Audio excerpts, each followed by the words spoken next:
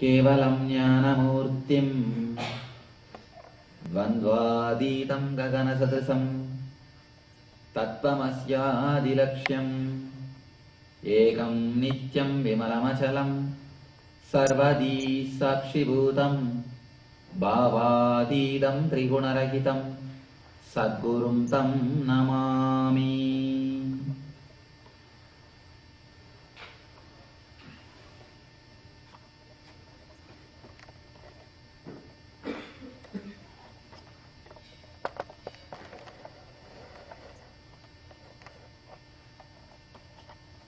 I welcome you all with my love and respects.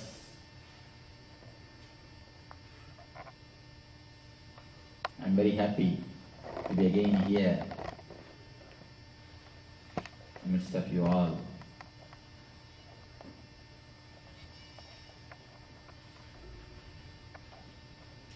Today's subject is surrender, the ultimate technique.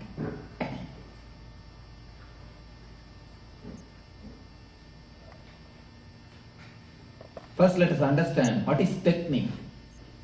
What I mean by the word technique.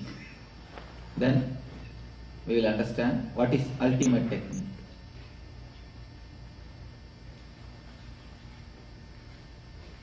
In all the culture, in all the religions, in all the spiritual tradition,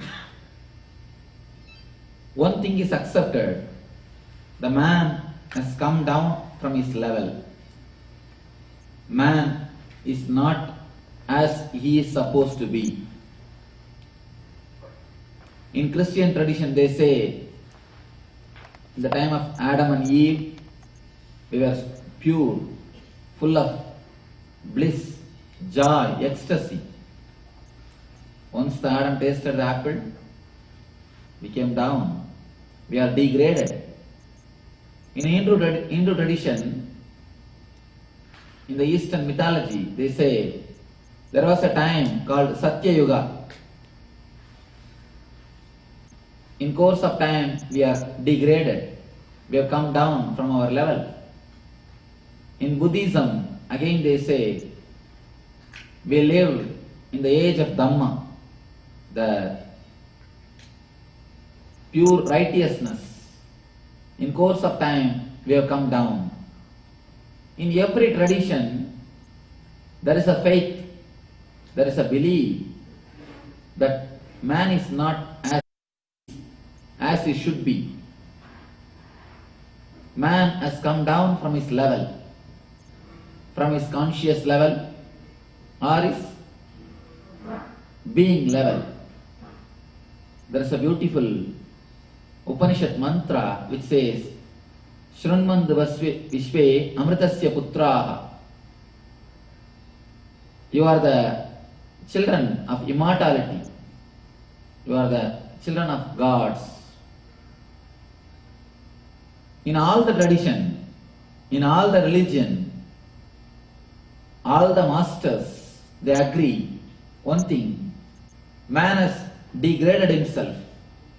Man has come down from his nature.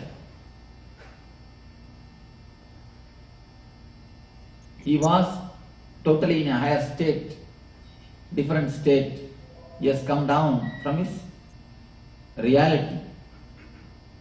According to science, man has evolved from the animals. According to spirituality, man has come down from the God. Anyhow, if you understand one thing, you will be able to understand these two concepts. Whatever is presented in your mind, in front of you, as an ideal, your mind will naturally go only towards that. In all the tradition, the ultimate consciousness or the ultimate realization is presented in front of us as an ideal. Every religion, every spirituality, every group says we have come down from an original level.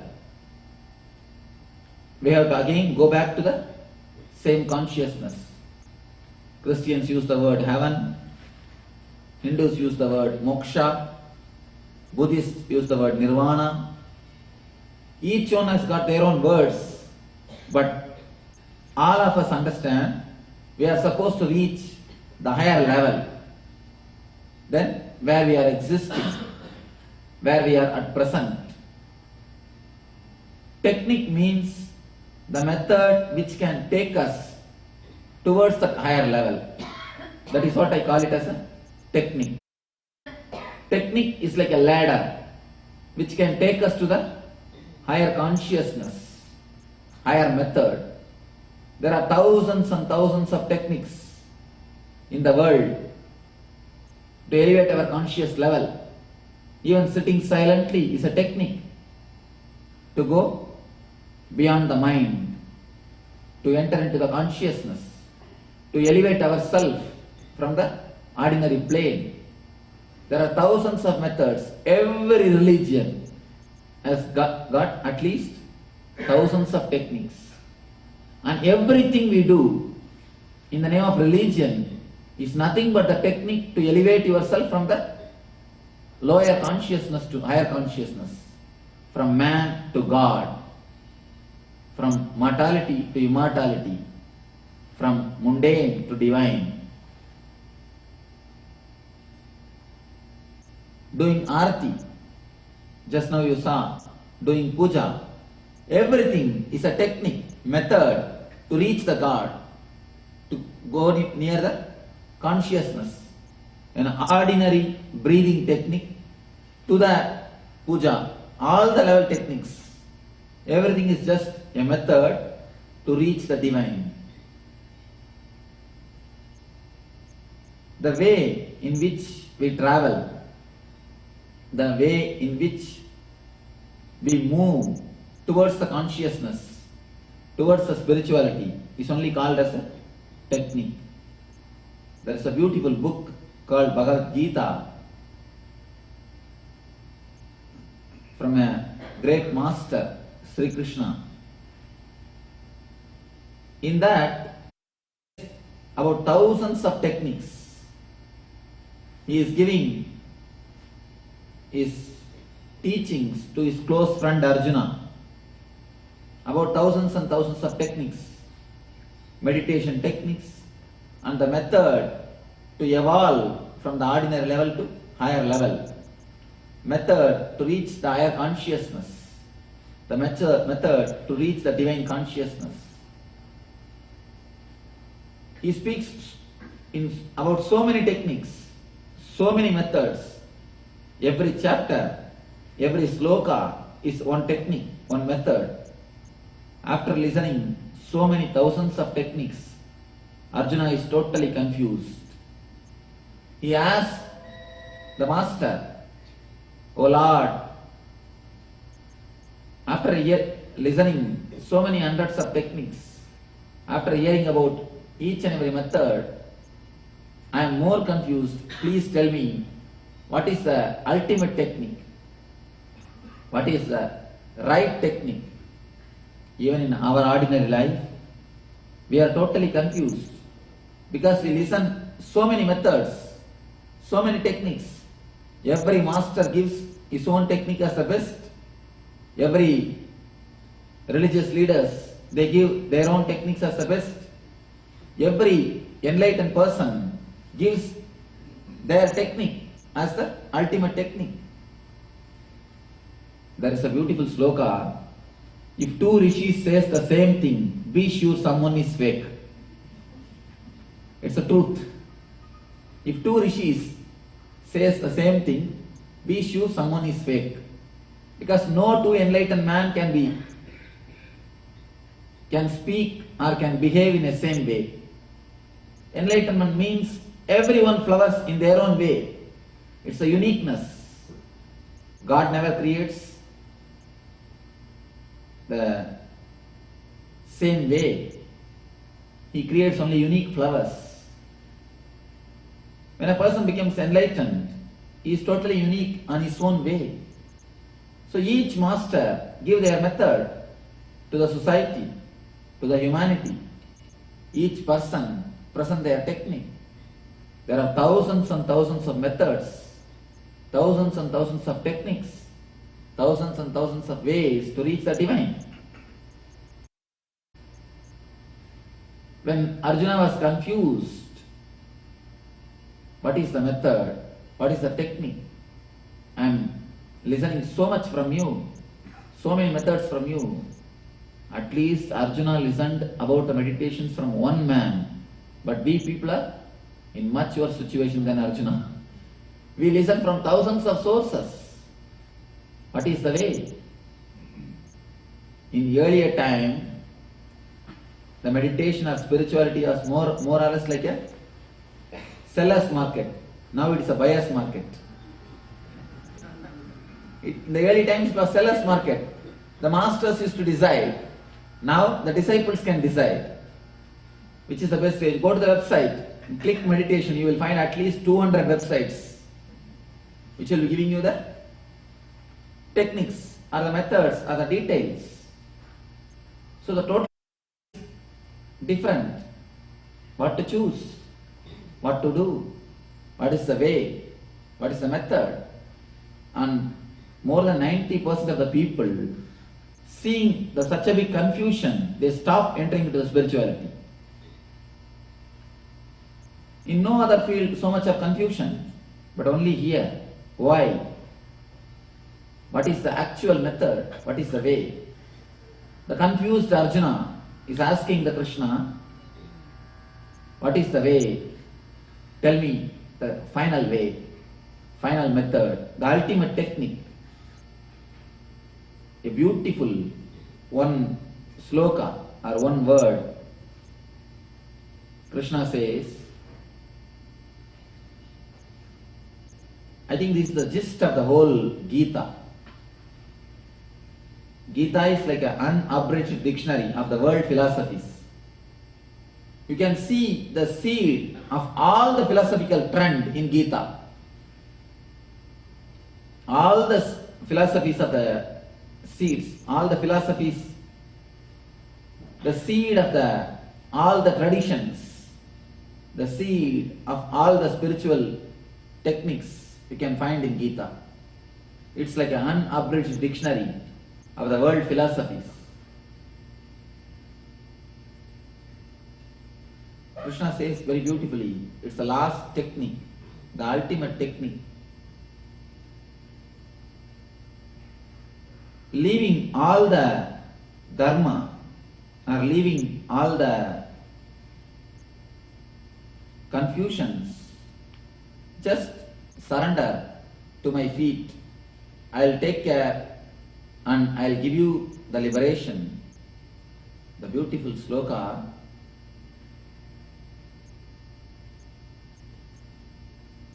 Agamtva sarvabhavebhyo moksha ikshami masuchaha. This is the last line. Let me try to recollect the first line.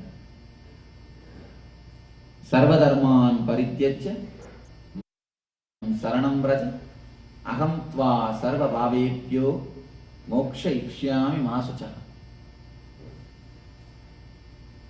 I'll translate word by word.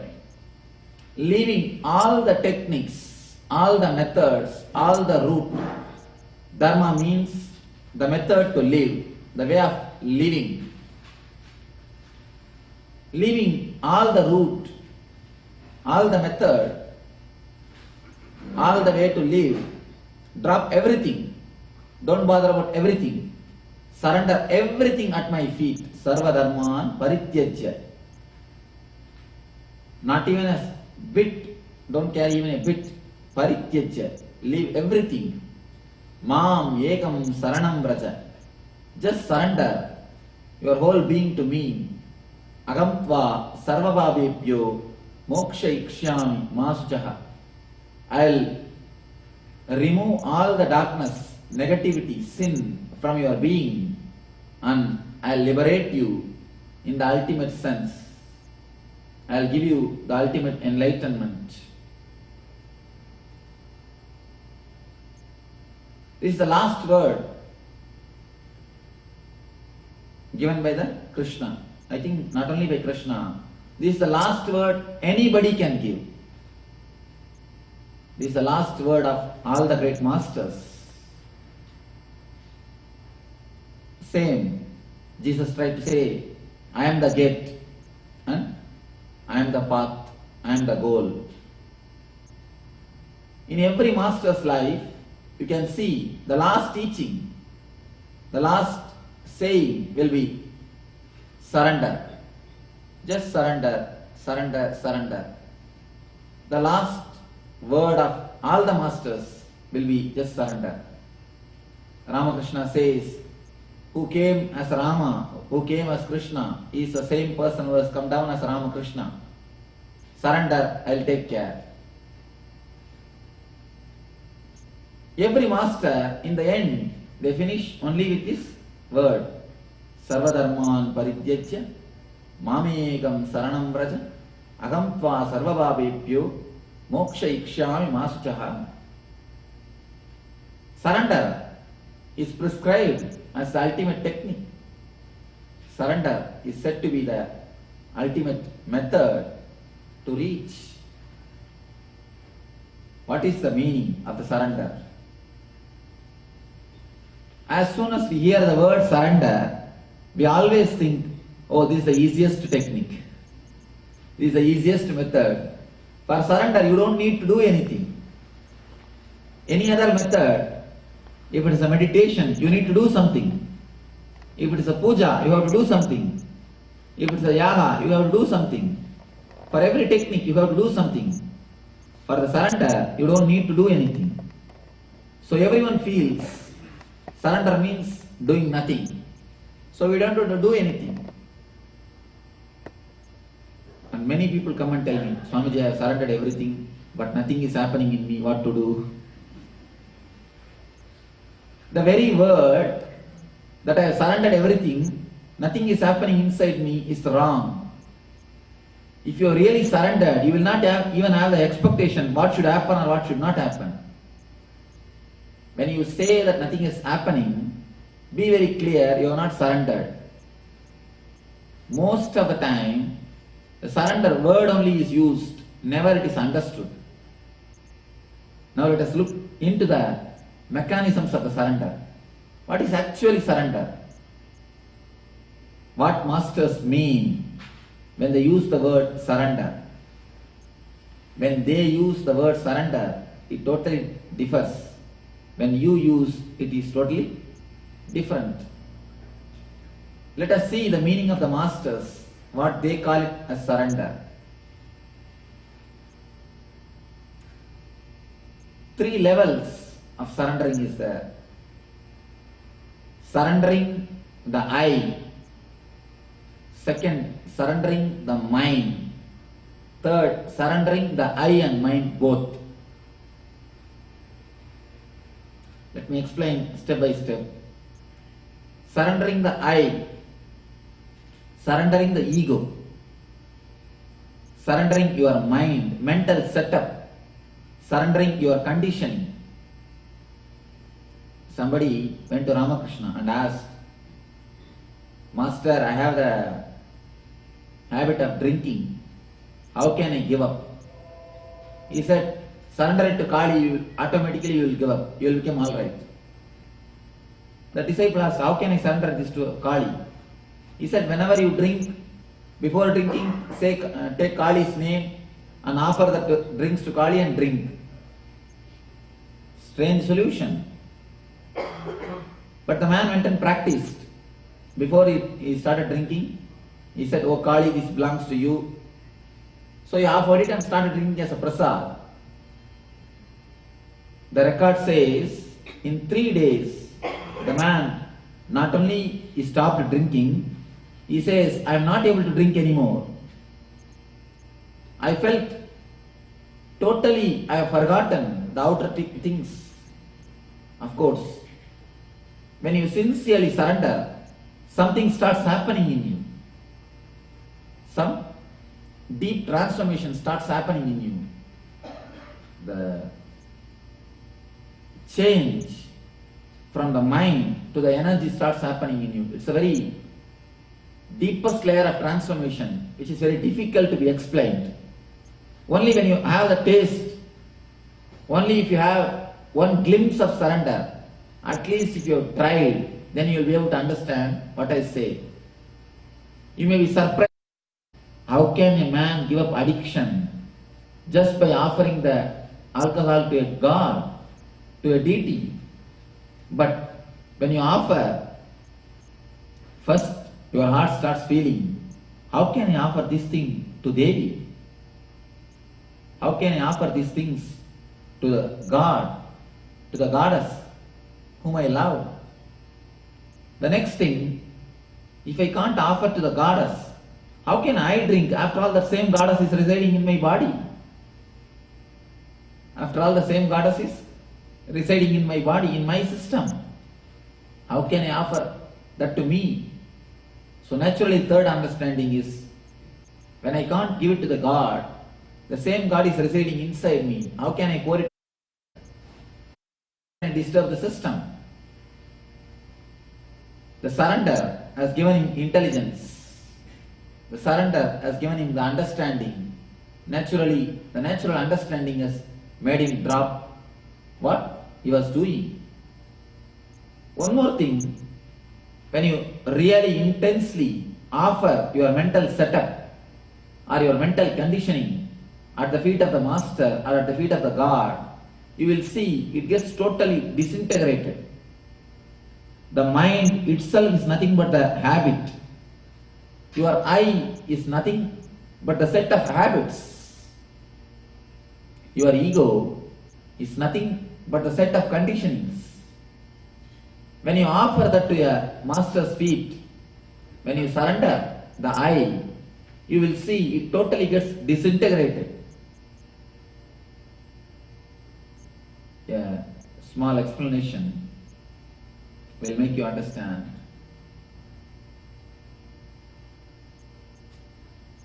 If you have the habit of drinking coffee, morning 10 o'clock, every day, as soon as it becomes 10 o'clock, you don't need to do anything.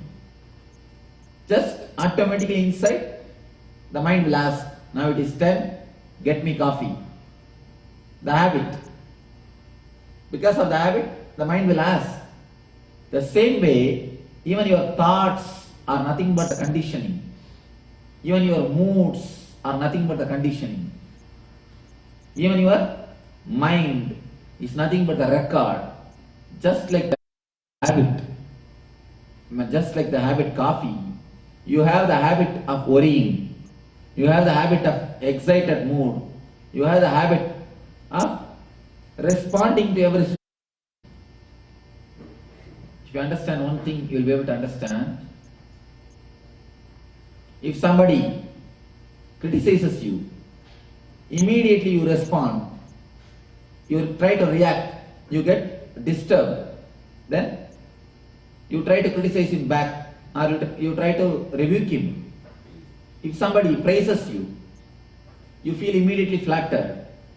You just give him a good smile and started feeling you are somebody great. Or you start responding in the positive way. If he criticizes you, you choose, you decide to get disturbed and to rebuke. If he praises you, you choose to get flattered. Even this choice is nothing but your mental conditioning. It's nothing but your mental setup. Just like a coffee addiction. When that time comes, you choose to take the coffee. After choosing so many times, you forget that you are choosing, you become addicted to it. Same way, in the mind also, whenever somebody criticizes you, you choose to be unhappy. You choose to be disturbed. So after choosing so many times, you forget you are choosing, and then whenever somebody criticizes, automatically you get disturbed. You are upset. You start rebuking. So your choice, all your mental setup, all your mental responses, all your ego is nothing but your own choices, your mental habits. When you surrender the I, when you surrender your mental setup to the divine, you can't choose. When you are really surrendered, even if somebody criticizes you, you can't choose to be offended. You can't choose to feel that you are disturbed. You can't choose to rebuke him. You can't choose to get disturbed. A small story. Once in Vaikuntha, the place where the Vishnu resides, he was just resting, and the consort Lakshmi, she was massaging the feet of the Vishnu. Suddenly, Vishnu got down from his bed and ran. After 10 feet, he came back and again started resting. Lakshmi asked, "What happened? Oh Lord, you ran somewhere and suddenly you came back and started again resting. What has happened?" Vishnu says, "In the earth, one of my devotee was just sitting and praying towards me. Other person threw a stone on him. When my devotee was attacked, immediately I rushed to save him, to safeguard him. But when I went, I saw this fellow opened his eyes and he took the stone to re-attack. When I saw he's already ready to attack him back, I came back. I thought, let him defend himself. Why I should go there? Why I should bother? When he can save himself, let him save himself." So I come back. So whenever you bring your mental setup, you try to react in your own way, you try to react in according to your mental habit, you cannot say you have surrendered. A real surrender can simply transform your life. Now, whatever you choose cannot become your choices when you really surrender. When you surrender, you will be immune to the criticism. You will not be bothered by the criticism. After you being criticized, you cannot choose to be disturbed. You cannot feel that you have been criticized. If you feel after the criticism, you are disturbed, you are being criticized, be very clear, you are not surrendered. Again and again check whether you are really surrendered or not. Because the surrender is such a beautiful word, you can cheat yourself verily by it. We always say, "I surrendered everything to my master, to the God. God will take care." But all our surrender is only mouth level. It is only skin deep. If you scratch a bit, then you will understand whether you have surrendered or not. When you really surrender your I, the mental setup, it totally gets disintegrated. The egocentric mind becomes God-centric. Egocentric means eccentric. The egocentric mind becomes God-centric. When you really surrender your I, your mind to the God, to your ego to the God, to your thinking system to the God, you will see it will be continuously bubbling with joy. Because divine is always bliss. Divine is always eternal bliss, Nitya Ananda. Whenever you surrender your mental setup, you will see it will be just bubbling with joy, life and vibrancy. You can see the kids. They are continuously alive, moving around, jumping, especially below the age of 7. Below the age of 7, they do not have something called mind. They have no mind. Just that is the time the mind is getting prepared, or the society is conditioning and creating the mind. See, around the world you can see, have you seen a single kid who is ugly? In all the tradition, in all the culture, even Ethiopia, where poverty is just dancing, where so much of poverty is there, even in that country, kids may be thin, lean, but they will never be ugly. You can see always a grace in the kids.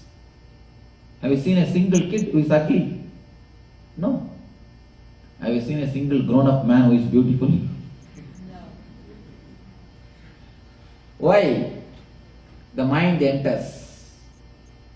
As long as you are not conditioned, you don't have mind, you don't have ego, you have a special grace around you. You have a joy, you have ecstasy, you have innocence, you have simplicity. A man who has really surrendered will become again a kid, again a small child. That is why there is a beautiful word in Sanskrit, Dvija, reborn. When you surrender, you are reborn. When you surrender, you are reborn. The first birth will be given by mother and the father. Second birth will be given by Guru and God. First birth will be by mother and father. Second birth will be by Guru and God. Whenever you take the physical janma, the physical body, it is called first birth, janma. Whenever you surrender your ego at the feet of Guru or the God, you will have the next janma, the second birth. It is called Dvija. Enlightened persons are always called as Dvija, who has taken the second birth. Whenever you surrender the I, the mental setup, you reach the immense joy, immense ecstasy, immense pleasure. Joy, ecstasy, pleasure, they are all different layers. Whenever the joy happens because of sensory objects, it is called pleasure. Whenever the joy happens because of the nature, a hillock, seeing a beautiful hillock, seeing snow, seeing beautiful ocean, seeing beautiful forest, it is called joy. Whenever it happens for no reason, from your inner being, it is called bliss. Pleasure, joy, bliss. All the three will be continuously happening in you when you surrender your I, your ego. When you surrender your ego, even your mind will have a life, spontaneity. Now, for every moment you prepare to leave the tomorrow, you make a big plan, you make a big list. Even to go to meet your friend, you prepare a script, what you are supposed to talk. You will be driving to your friend's house, what you will be doing? You will be mentally preparing what you should speak, how you should present yourself. And if you ask some one question or some other subject which you have not prepared, what will you do? You make the whole thing mess. That is why we don't have strength to face the situation. We always make a drama script and act or enact the same script, that's all. We try our best to safeguard ourselves from the situations, from the realities, by making a shield, by preparing a script. When you surrender, you will see without any script, without anything, just you move. Whenever you move just like that, whenever you move just in a simple way, you will see the tremendous courage and the trust works through you. A small story. Once a rat has entered into a king's palace. When the king was sleeping, suddenly by mistake the rat has jumped on the king's face. The king was terribly shocked and started shouting. But somehow the rat has escaped. When he came out of his bedroom, he called the army chief to kill that rat. The army chief entered inside the room. Again, as a coincidence, the rat has jumped on the face of the army chief. Army chief ran away, shouting, "Oh, it is too big, it is too big." And he came out of the room. He spread the news.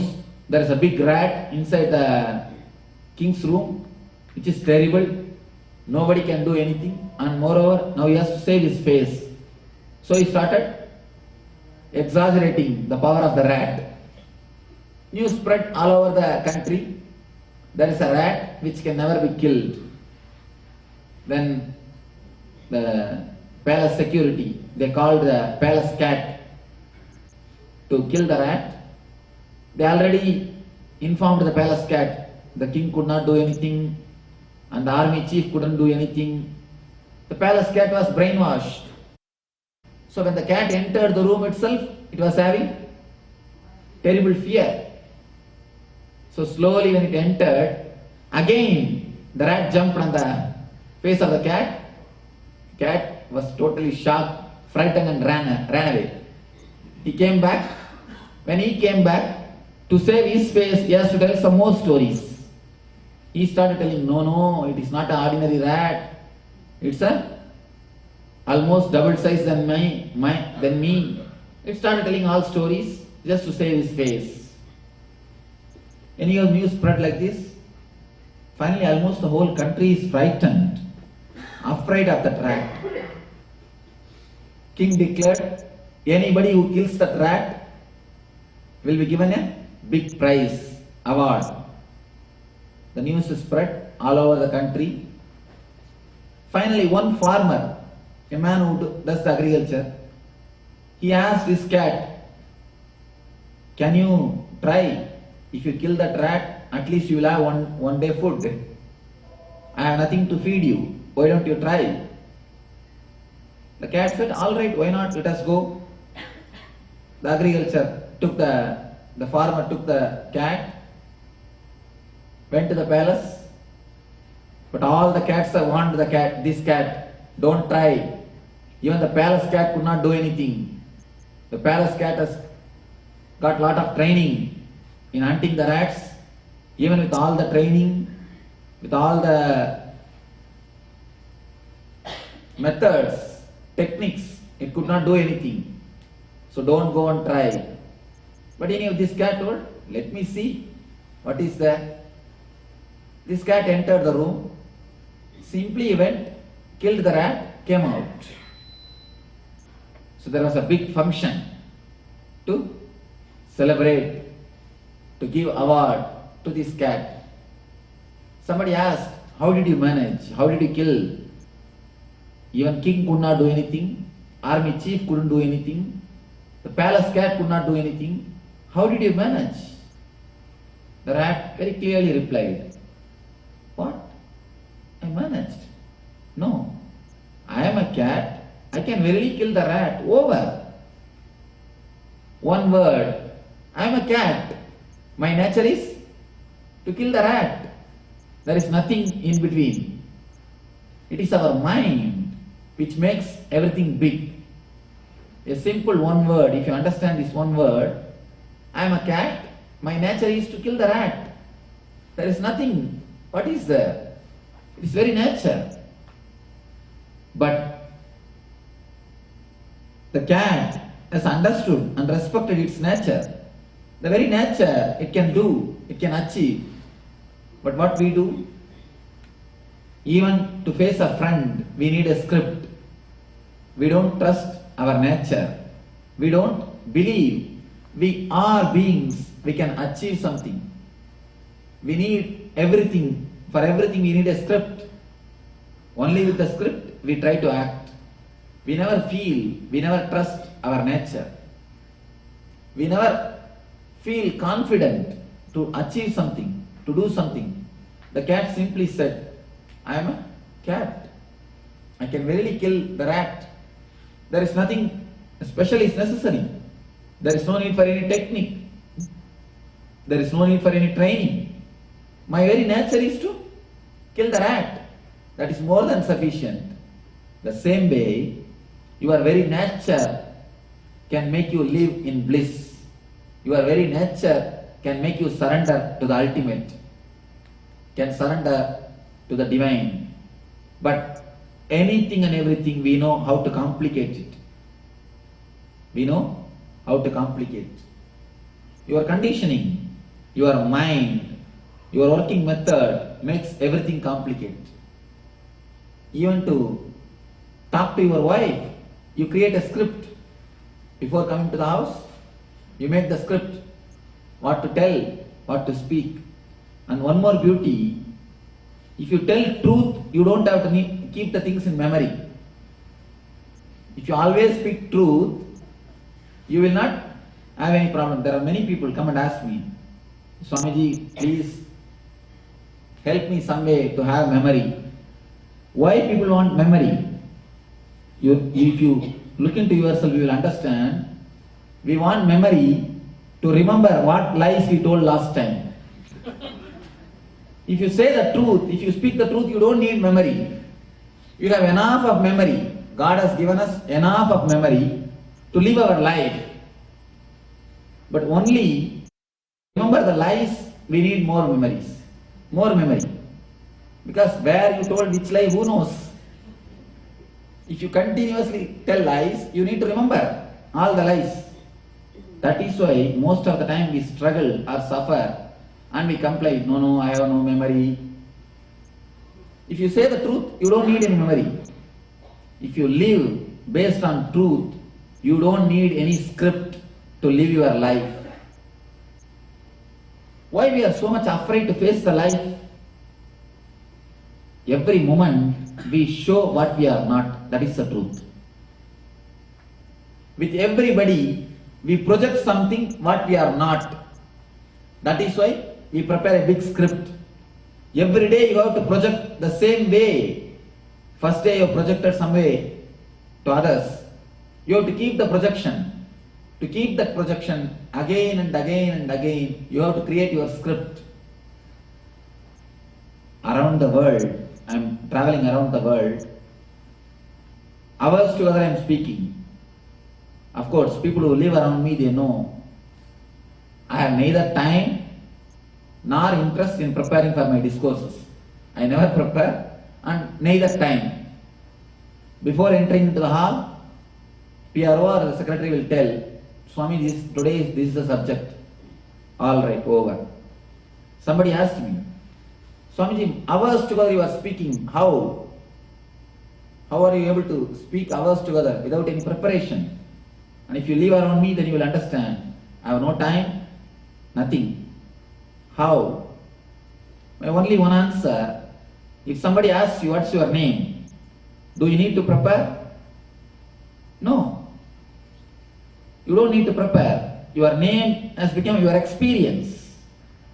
To tell your name, you don't need preparation. Same way, what I speak has become my experience. Whatever is your experience, whatever is your personality, to express it, you don't need preparation. You need to prepare whenever you want to project something else which is not there in you. In our life, wherever we go, we carry a big mask to project which is not reality. That is why we need such a big preparation. Such a big preparation.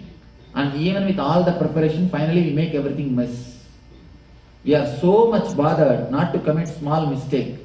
Finally commit a big blunder. If you see, we will be careful, so careful not to commit even a small mistake. And end of the time, end of the day, you will be committing a big blunder. Big blunder is nothing but living according to your preparation. Enacting the drama. Whenever you prepare the script and go on enact, you will see, you will be only reliving, never really living. You will not live the moment. You will not live the reality.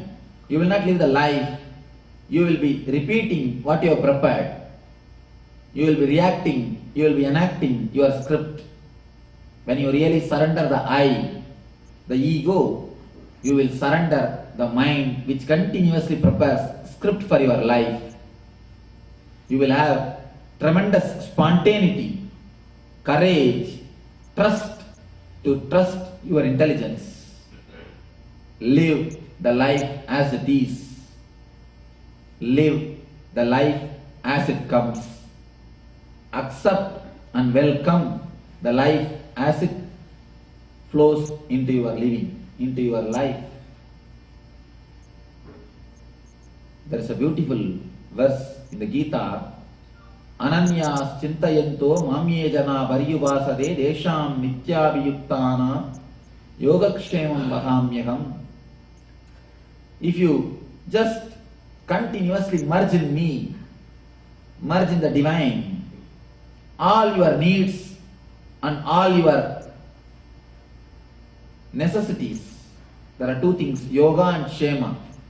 Bringing them to you and taking care of them with you is my responsibility. Divine says, Gita says, Krishna gives an assurance, I will manage both.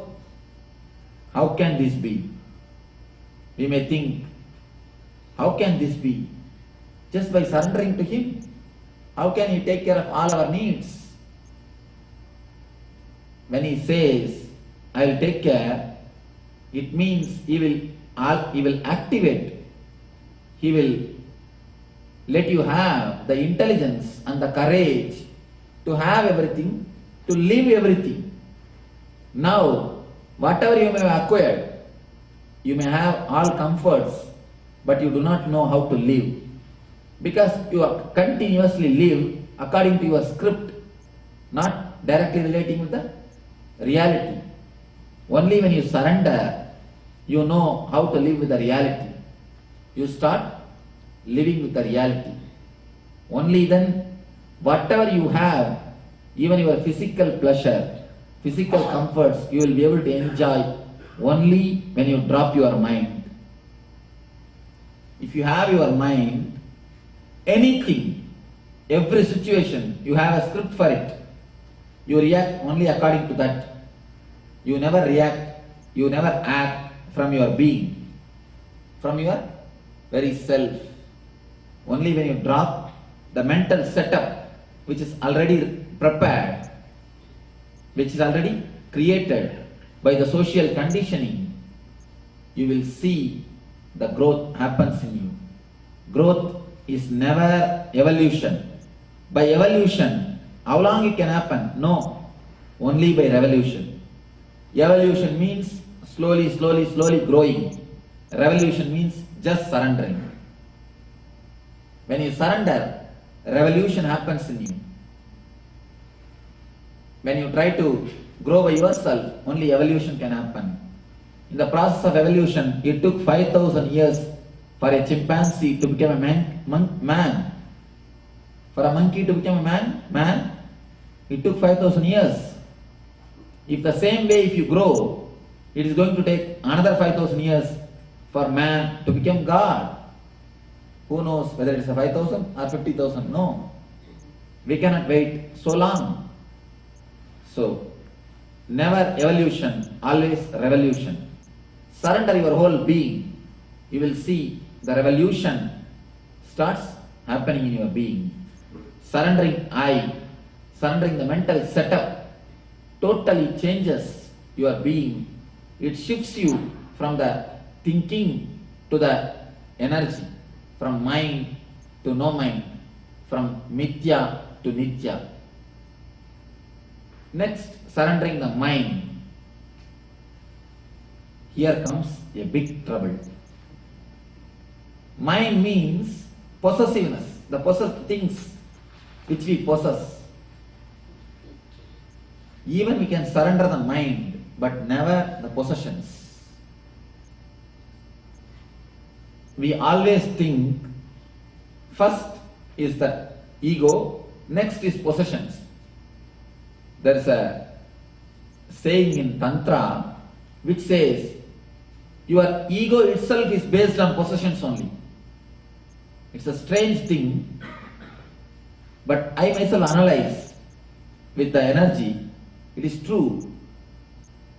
Your ego is nothing but the byproduct of your possessions, of your mind.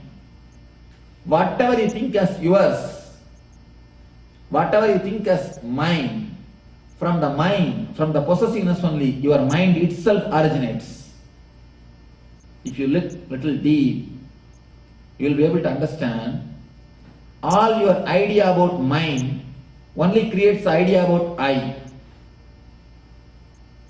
Even your mind is nothing but your possession. Even your body is nothing but your possession. So whatever you think as yours, if you think this is mine, that is mine, that is mine, that is mine, from that root only the ego starts growing. If ego is a tree, root is mine. If ego, the tree is I, mine. From the root mine only, the I, the ego starts growing.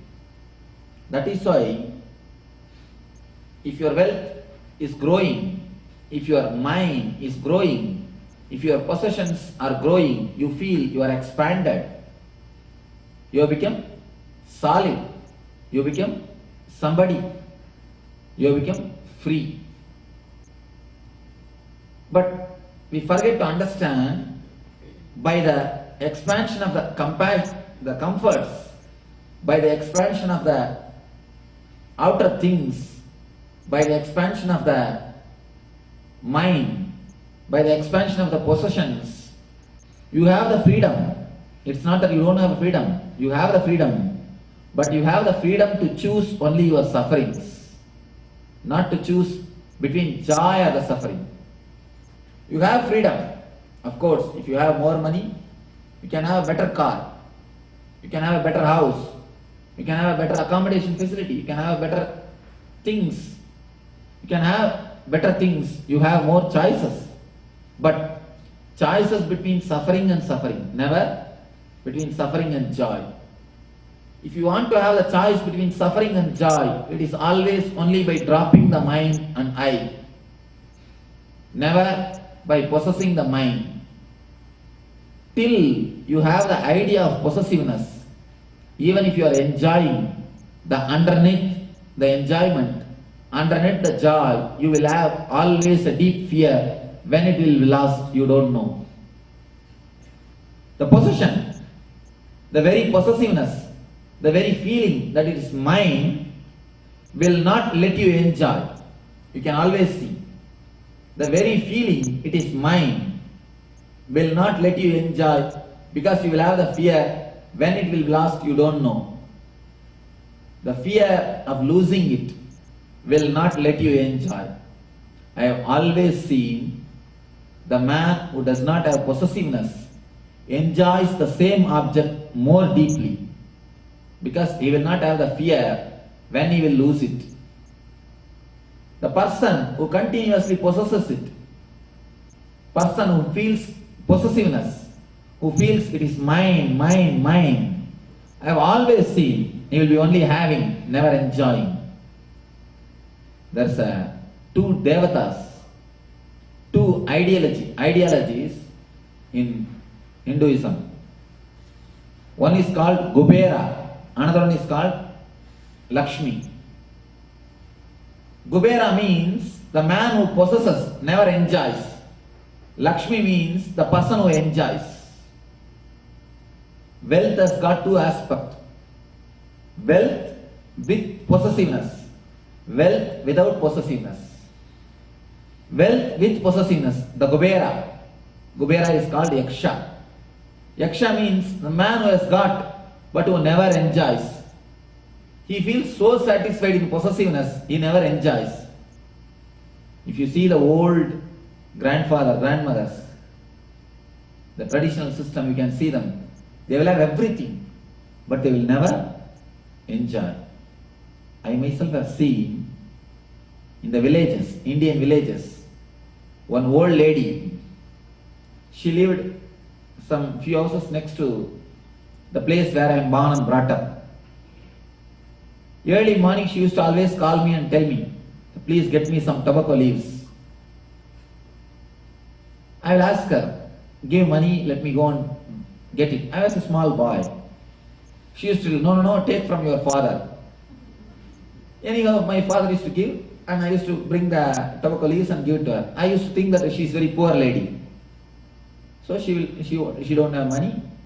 So I used to bring and give tobacco leaf for her. Suddenly one day she died. She passed away.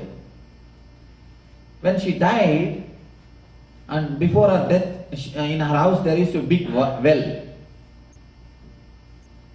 Such a big well, even if the whole city, all the wells have become dry, her well will never become dry. It's a very big well. She is so possessive, she will never allow anybody to take water from that well. She will never allow anybody to take water from that well. The village doctor, for some emergency, he was in the need of necessity of water. He wants water. He went and asked her. She did not allow the village doctor to take the water. But at the time of death, only the doctor that same doctor has to attend her. That time he asked, "You didn't give water, but can you carry that water now?" Nothing. Even at that time, she didn't feel that she has done some mistake. Even at that time, she didn't feel that her possessiveness is something wrong. Anyhow, she died. After her death, when the dead body was removed, a box was removed from under her bed, filled with jewelry and money. Just under her bed. So much of jewelry and money, you can't imagine. This same lady, she never enjoyed. They feel so satisfied by possessing it. When they possess, they feel they are somebody. They feel secure. The sense of security happens to them by possessing. The people who are like Kubera, Yakshas, they possess but never enjoy. The idea of possessiveness will never let you enjoy the life. You feel secure only if the things are there. You can see the man who possesses, he will be continuously counting the money. He will feel more energetic by counting, not by spending. Just again and again he will count. And after counting, again he will end up, keep it under the pillow. Keep it under the bed itself. The possessiveness, he will never enjoy. The person who lives with a possession of Kubera. There's another one thing, Lakshmi. Richness is Kubera, wealthy is Lakshmi. Richness means you will have, but you will never enjoy. It's a Kubera. Wealthy means you will have, not only you will have, you will tremendously live. Lakshmi is called abundance. It will be there, the wealth will be there, but possessiveness will not. You will not have the possessiveness. You will not have the sense, mine, mine, mine. That will not be there. When that is not there, only then you can really enjoy. You can really live the life. That is why always represented by Lakshmi, never by Kubera. Never by Kubera. Whether you are a Lakshmi or a Kubera, only you have to decide.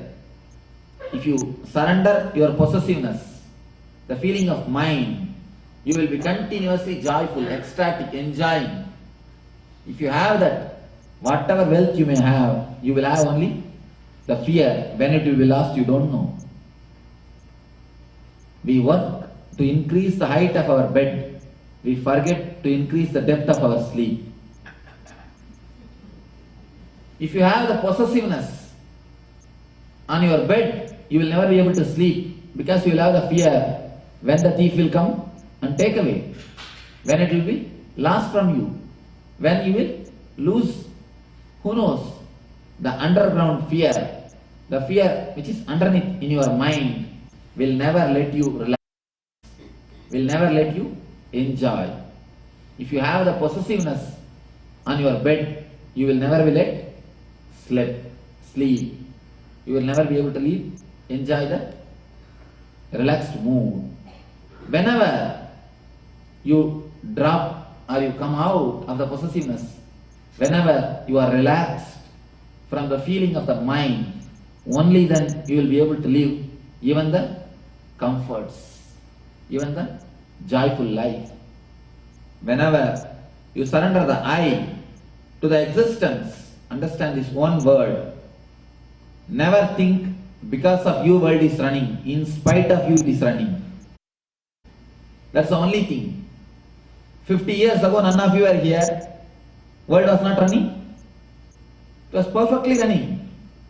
50 years after, none of us are going to be here. Do you think world is going to stop? No. But we always think whole world is running only on our head. There is a proverb, an old traditional proverb in India. The cat will think if it closes its eyes, the whole world will become dark. Cat has got an imagination.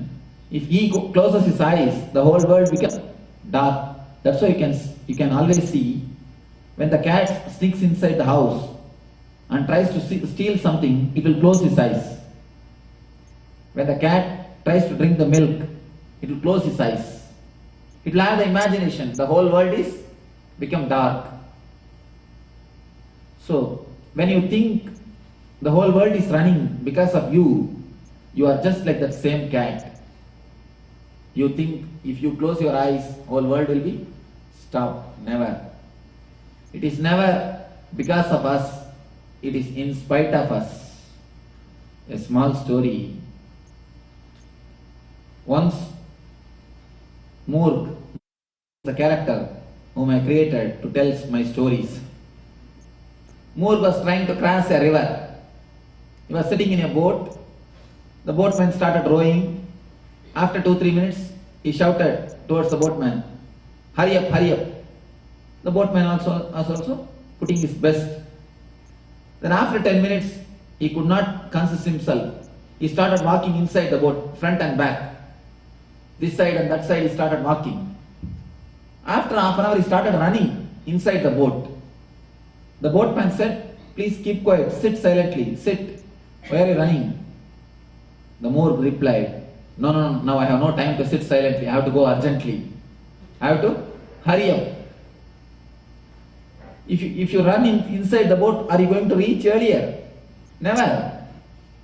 Whether you run or sit, the boat is going to reach only its own way, in its own time. By running inside the boat, you are never going to reach earlier. In 90% of our life, we also run inside the boat only. It will be nothing but running inside the boat. Again, once Moorg was traveling in the train, he was keeping all the luggage on his head. Somebody asked, a co-passenger asked him, why don't you keep all the luggage down? He said, no, it will be heavy for train. It will be too much for the train. He doesn't know, not only the luggage, he himself is carried by the train. So understand, not only you, your whole mind, I and mind, everything is taken care by the divine. It takes care. It is taking in its own way. But we, out of our ego, keep headaches on our head, keep all the loads on our head. Ramana Maharshi used to say beautifully, the train is going, you are sitting in it. Why don't you put your luggages also on the train? At least you will have time to sleep. You will have the time to rest. Anyhow, the train is going to reach. If you carry the luggage on your head or on the train is going to take only its own time. Even if you run inside the boat or if you sit inside the boat is going to take only its own time. In Zen there is a saying, if you want anything to be done slowly, you can hurry up as much as possible. By hurrying it, you will know how to commit blunders. You may not commit mistake, but you can be sure you will commit blunders. When you rest, when you really relax, when you surrender at the feet of the divine, you will see 99% of your energy is available to you for positive creativity. Now, the whole 99% is spent only to waste unnecessarily worry. There's a thing I read the other day in a book called How to Know God.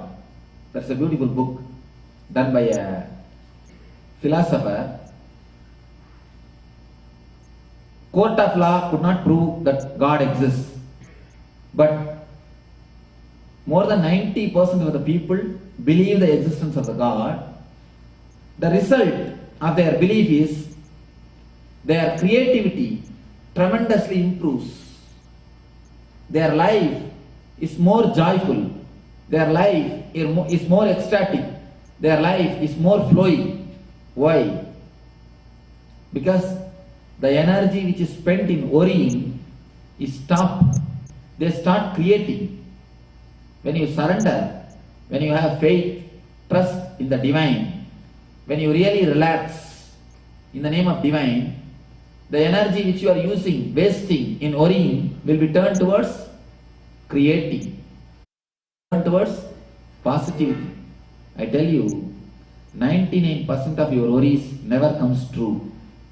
Whatever 1% comes true is always good. It's always good. But continuous worry only adds load, adds pressure to your life. When you surrender the I, your suffering is transformed into joy and ecstasy. When you surrender your mind, your richness becomes wealth. You start living your possessions. Whatever you have, you start really enjoying it. You start living. You start really feeling for the things which you have. You really feel ecstasy, joy from them. You go beyond the fear that when you may lose them. When you surrender I and mind both, when I say the surrendering of I and mind both, surrendering the whole life unconditionally. When you surrender I and mind, your whole life totally transforms, totally becomes different. The only one proof whether you are surrendered or not is you will not have worry and sufferings. If you are really surrendered, you will not have worry and sufferings. I tell you, to whom you surrender is immaterial. Don't bother. All this time I was speaking about surrender, I never spoke to whom. There is no need to whom you are surrendering. It's not at all considered. Whether you surrender to God, whether you surrender to Guru, whether you surrender to Shiva, whether you surrender to Krishna is not at all important. It has nothing to do with to whom you surrender. The very surrender has the power to transform you. A small story. Once a man decided that he is going to surrender to God, to surrender to a master. But where to get the master? If he is a modern man, he would have immediately gone to the website to find how many masters are available. Of course, in olden days there is no website. So where he will go? He went to the forest and he decided, I will sit in this road. Anybody who comes in this road first, he is my Guru. I am going to surrender myself to him. He decided. Unfortunately, one thief was running towards that road, towards that forest.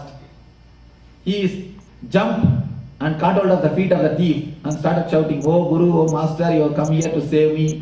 You are my God, I surrender my everything to you. Please take care of me." That fellow, just now he is running from the palace. He thought that some police has caught him. He started shouting, "No, leave me, I am not your Guru, I am not your Guru." This man says, No, I know you are the God, you have come down to save me, please don't say like that, please somehow save me.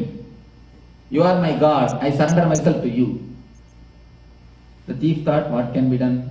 What type of situation is? I am caught.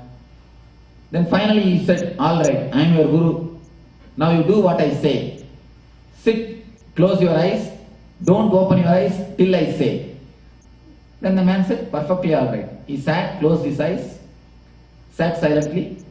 The thief thought, oh, this is the right time, he ran away. Escaped. The man who sat is sitting. One day over. Again, next day is also over. But his courage and his willpower His decision is so strong. I know till my Guru comes, I will not open the eyes. This is a story from a Purana. It has got a beautiful meaning in it. You understand the meaning. Then Shiva appears in front of him. He gives darshan. Oh, my son, I am really pleased by your surrender. Just to respond to your surrender, to your devotion, I have come down. Please open your eyes and ask whatever you want. The man said, no, you are not my Guru. My Guru is that man who has told me to sit and close my eyes. Only when he comes I can open my eyes. I cannot open my eyes until he comes. Shiva said, hey, I am God, I have come down. You don't know he is a thief. I am God, I have come down out of compassion to you. Your sincerity, open your eyes. He said, no, whether he is a thief or God, that I don't know. I surrendered myself to him. You bring him. Then Shiva has to take his form. When Shiva took that form of the thief and told in the thief's voice, then only the man opened his eyes. Then the story goes, Shiva blessed him with a spiritual grace and everything else. The story has got a beautiful meaning, the concept. To whom you surrender, you don't have to bother. Nothing is what you don't bother about. To whom you are surrendering, the very surrender will do miracle. The very surrender has got the energy. The very surrender has got the capacity to transform you.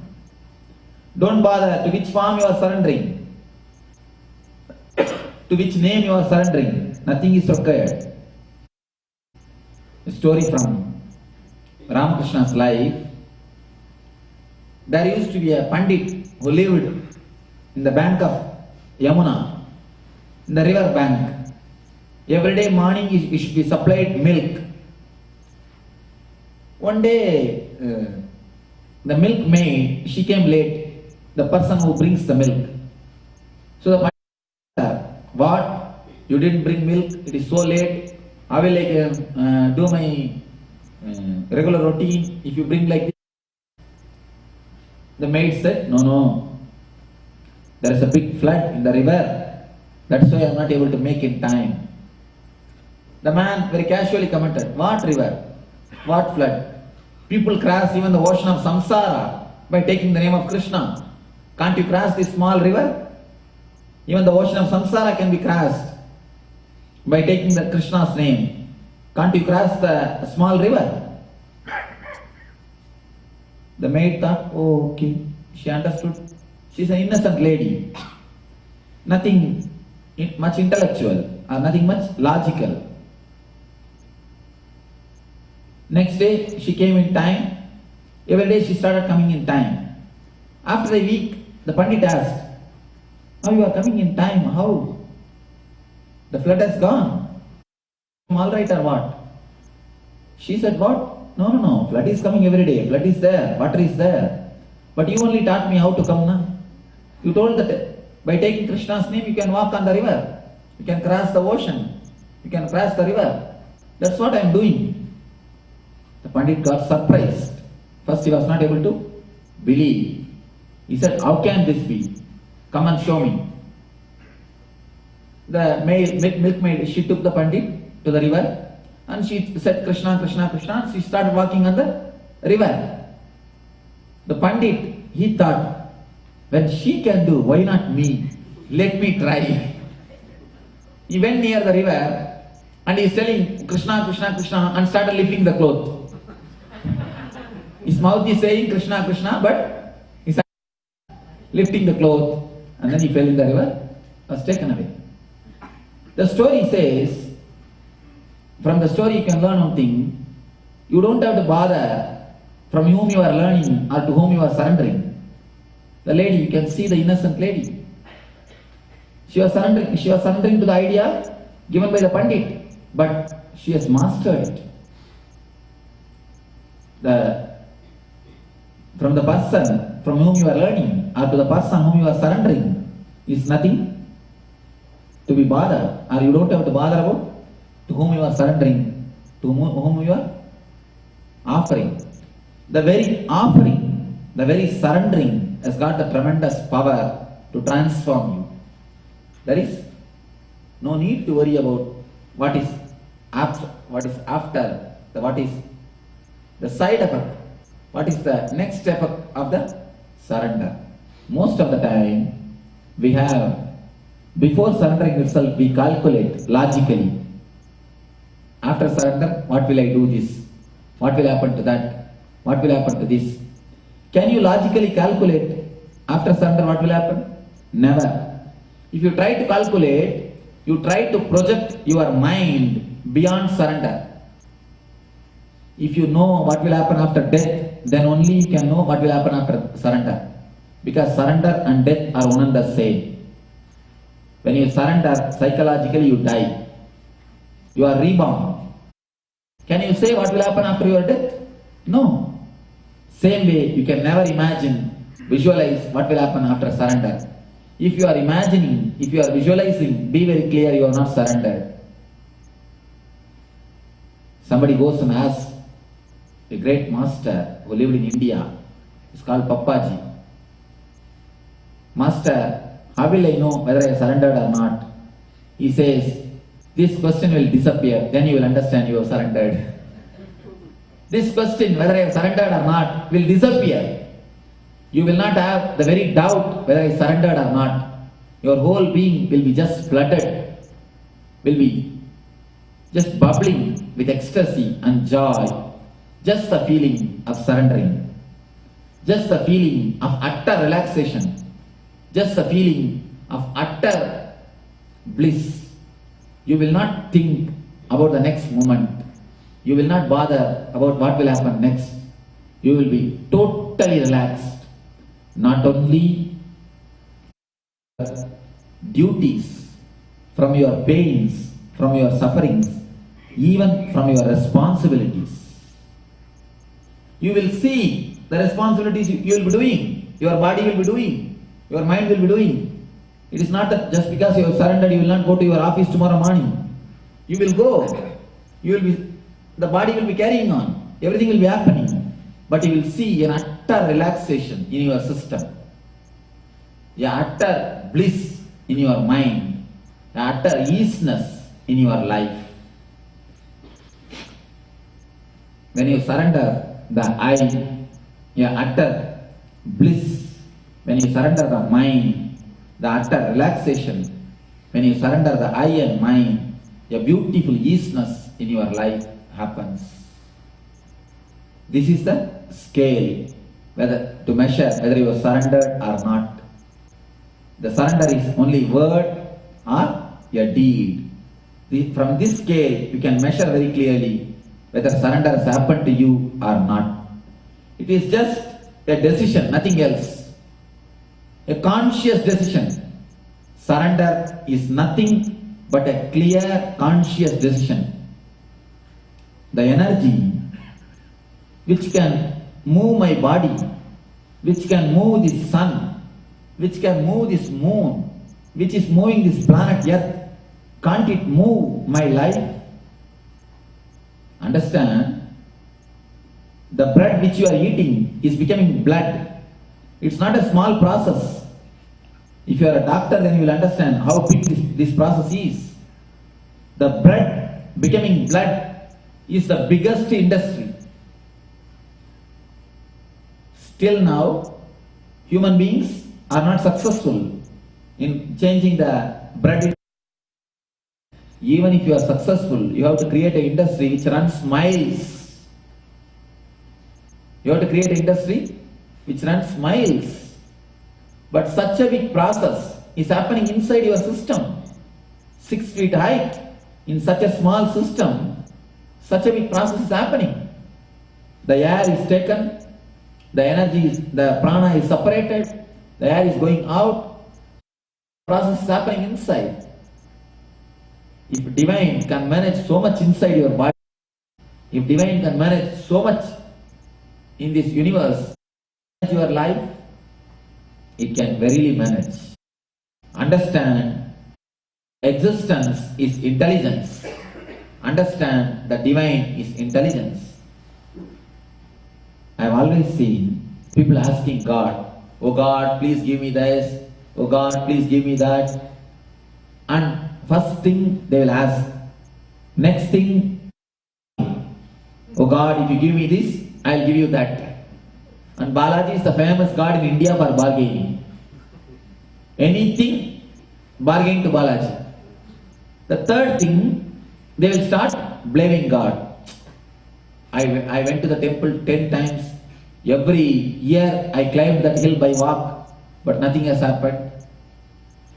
First you start praying, then you start bargaining, third you start blaming. All the three has nothing to do with the devotion. I tell you a small thing. Why you pray? You think God has got capacity to give. God has got Shakti to give. When you pray, you ask, for example, oh God, give me $1 million. You know, God has got Shakti to give. That is why you ask, otherwise you won't ask.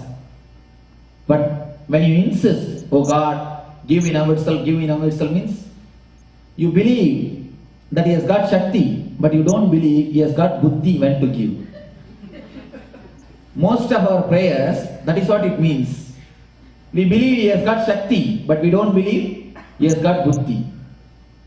Many people come and ask me, Swamiji, why not God give now itself this, now itself that? I ask them, do you believe He has got Shakti to give? Yes, Swamiji, I believe. But you don't believe He has got Buddhi to give, am I right? They say yes. Because we don't believe that He has got Buddhi to give. We believe He is energy, but we don't believe He has got intelligence. That is what all our prayer means. When you surrender, you understand not only He has got Shakti, He has got Buddhi also. In every moment, something will be taught to you. When you surrender, you will not have anything called pain. You will have only something called lesson. There is a great lady who is devoted to Krishna. In her prayers, there is one beautiful verse. Oh God, let sufferings come from all the sides to me, to give the understanding, to give the experience that you are teaching through the sufferings. Every suffering is nothing but a teacher. I tell you 100%, every suffering is nothing but a teacher who has come to give you some more intelligence, some more understanding, to open one more dimension in your life. But we never receive anything with an open mind or welcoming sensation, welcoming sense. We don't receive it with a welcoming sense. When you surrender, you accept, you welcome everything with a welcoming mood. Whenever you receive your pain, your sufferings, your miseries with a welcoming mood, I tell you, they will become teachers. They will become masters. In one Upanishad, death, the Yama, the master of death, is called as a guru. Death is the greatest suffering. The greatest suffering, it will be a suffering for you. If you surrender, if you welcome, the great death will become a great master, great teacher for you. Anything in your life, when you welcome with a surrender mood, it will just change its quality. It will just change its quality. Whenever you resist, anything will feel or will be felt, will be faced as a devil. Whenever you welcome, anything will be faced or felt as a divine. Devil and divine, nothing much difference. Whenever you resist, anything will be felt as a devil. Whenever you surrender and receive, welcome, anything will be felt as a divine. It is you who decide whether it is devil or divine. It's not that it is decided outside, it is decided inside. So, whenever you relax, you transform your life from Nityananda to Nityananda. You transform your life from suffering to surge of joy, from depression to expression, from worrying to wondering. So, let you decide consciously. Don't bother after the conscious decision, once I surrender myself. Even after the feeling, after the decision, you will have a doubt whether I surrendered or not, whether really I did or not. I tell you one thing, first decide consciously, let me surrender from this moment everything at the feet of God, at the feet of energy which runs this world. You don't even have to have some name, some form. Don't have my name, don't have my form, don't have some name, don't have some form. Then you will have again conflict.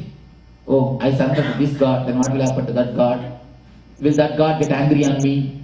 Will that God trouble me? Don't worry. Just surrender to the divine energy which runs the whole world.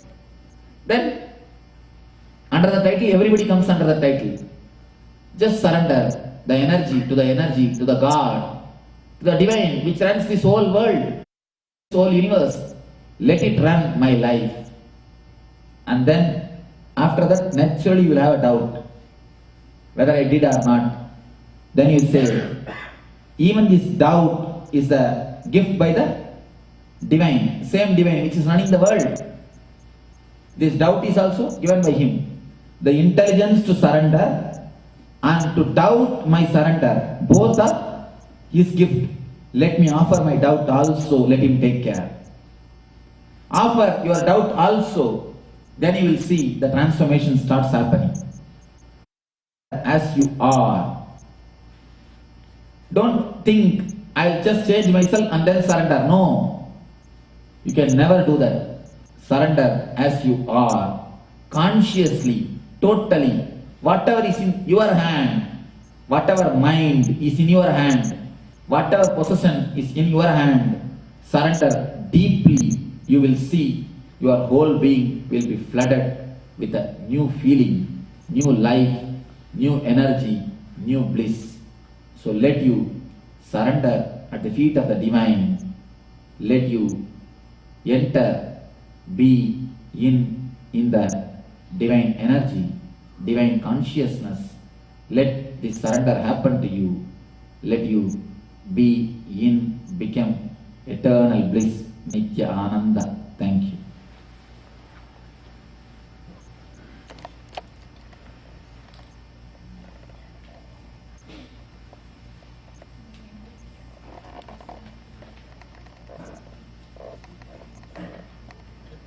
Few minutes we'll have for question answer, then we'll depart. Tomorrow onwards we will have everyday meditation. Can you get me the title, tomorrow's title?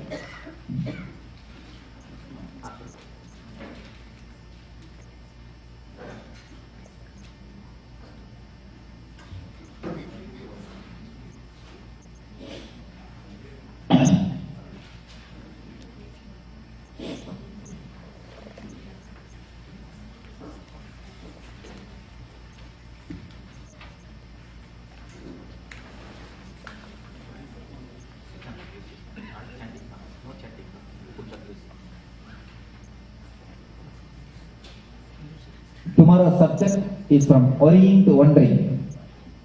So tomorrow evening same 7 o'clock we will have a satsang. Because today we are little late. We are not able to have the meditation. Tomorrow we will have a discourse, question answer, then meditation, then healing. Now we will spend few minutes. If you have any questions, you can ask. Then we will go for healing.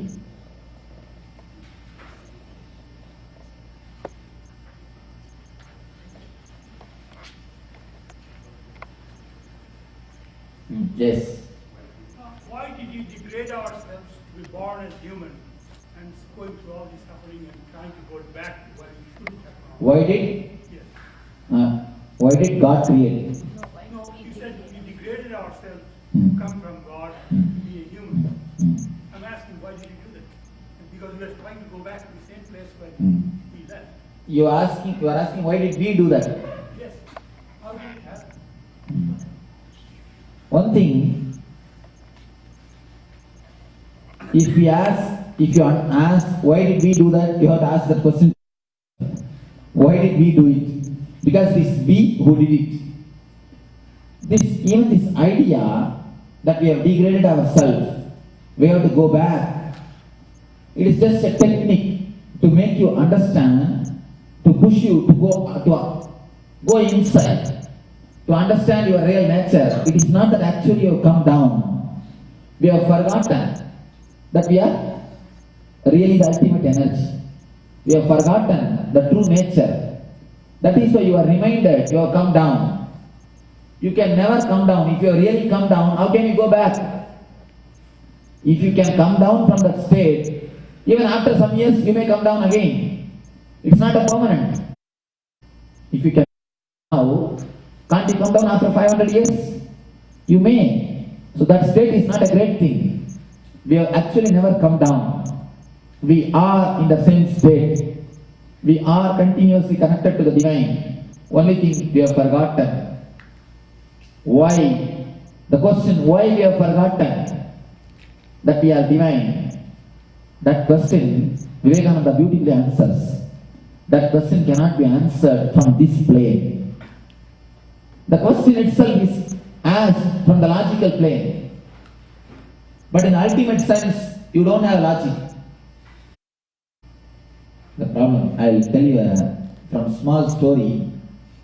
One man, a born blind man, went to the doctor and asked, "Doctor, can you help me to have vision?" Doctor said, "Yes, surely. I'll do an operation. You will get your eyes. After you get your eyes, you can walk without the stick." Blind people, they walk with a stick now. You can walk without a stick. The blind man said, "Doctor, I can understand you will do an operation for me. I can understand eyes back. But how can I walk without stick? How can I walk without stick? Even if I get my eyes, how can I walk without stick?" The man, because of the long practice, he started thinking the stick has become his leg. The stick is necessary for his walking itself. Same way, this man be convinced you can walk without stick after the operation? You can never convince him. You have to just do operation. When he gets his eyes, naturally he will understand he can walk without stick. There are few questions which cannot be explained, which cannot be understood unless you experience. This question also is under that category. This question, how we have forgotten our true nature, how we have degraded ourselves, how we have forgotten we are God, can never be answered. Only when you experience that state, only when you become enlightened, then you will understand how we have forgotten or how we remembered. Now, the question from this plane can never be answered. You see, in the dream state, when you are dreaming, you feel as if you have become somebody else. As if you have become somebody else. Once when you come out of the dream, only then you understand